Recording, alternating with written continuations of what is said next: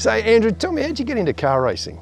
Yeah, well, I guess I grew up, as a young guy, always loving cars and loving speed. I had a dad that wasn't a great influence when it came to driving. He drove way too fast all over the place, and a wonderful man and a great father, but not a great influence, I guess, in terms of how I grew up driving on the roads of Canberra, which is where I grew up. But it wasn't until I was about 33 when I had the opportunity to get into racing. A couple of friends, were doing a race. They invited me along, and the name of our team was actually Sumo Racing, because the average weight was 105 kilograms. I was actually 116 kilograms at that point in time, so not overly fit, but we loved cars, and so we just went along, and we qualified horribly back in like second last. Had no idea what we were doing in terms of car setup. A friend of mine, or some guy that I sort of came up, said, what are you doing with your tyre pressures?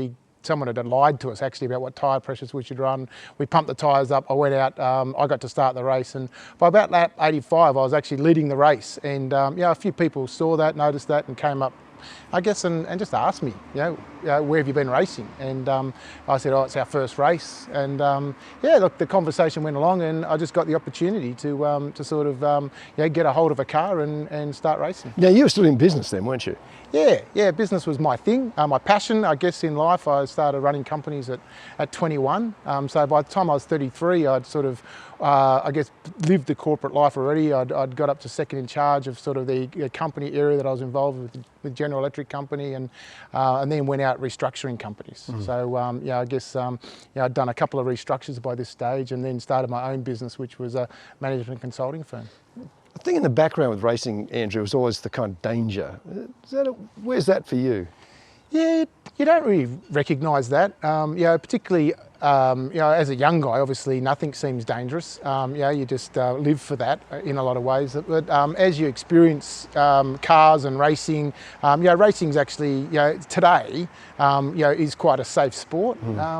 When we're, back in the day, obviously, even around tracks like Bathurst, when there was no Armcos and the guys were sort of, hanging off the fences, there was trees they could hit. So the danger in the past was crazy. But today, I guess it's a pretty safe sport. We all, we've got 5-point racing harnesses, we've got helmets on, we've got a Hans device that stops our head going forward too fast, and full roll cages, etc. in the cars. So, danger doesn't really, come into it. I think it's more dangerous to ride my push bike on the roads, but that's another story.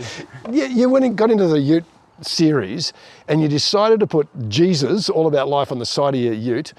That's fairly bold. Why do that?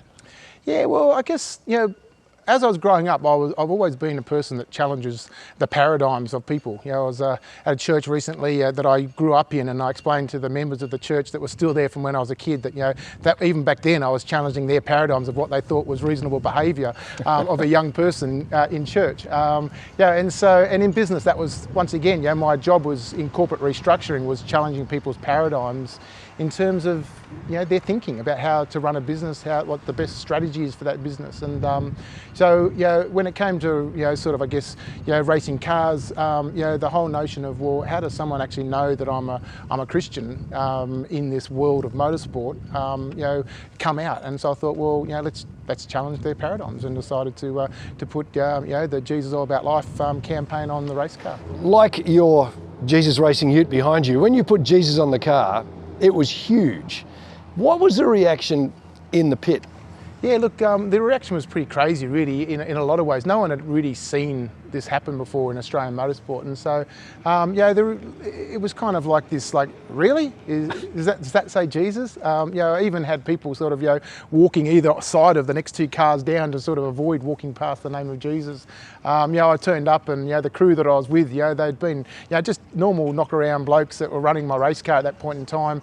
Had been swearing and carrying on the day before on the setup day, but we didn't reveal the Jesus. I actually had a guy turn up overnight on the Thursday night and put the Jesus logos on the car, and they've turned up the next morning, and the guys have come up and apologising to me for swearing and carrying on. So look, the reaction's been quite extraordinary. As we've developed, people have come to know us. It's interesting how that's changed and how well it's been accepted amongst the racing community, and the engagement with people that you would never have thought would sort of engage with the Jesus brand.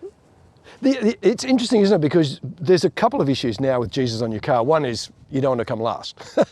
But second is the whole it's a competitive environment. So integrity becomes a big issue, doesn't it? Yeah, of course it does. And, I mean, as a racing car driver, you get the Christians say, oh, is it fair to beat other people? Shouldn't you let other people win? Because, like let other people go first type thing. And then, so you kind of get that question, which is kind of strange because you're a professional sports person and the idea is to win. But there's no point winning without winning with integrity. And so that's the important thing for me. And, in our racing in particular over the years, we've not won a lot of races, due purely to the fact that, either I won't make that move because it's, it may actually, cause somebody else grief, or we won't go over the greyness, into the greyness of the rules. So for me, the rules are black and white. And there's been many times where I've raced in the car where other people have had a competitive advantage because they've viewed the rules in a different way than we view the rules. But that's just part of, I guess,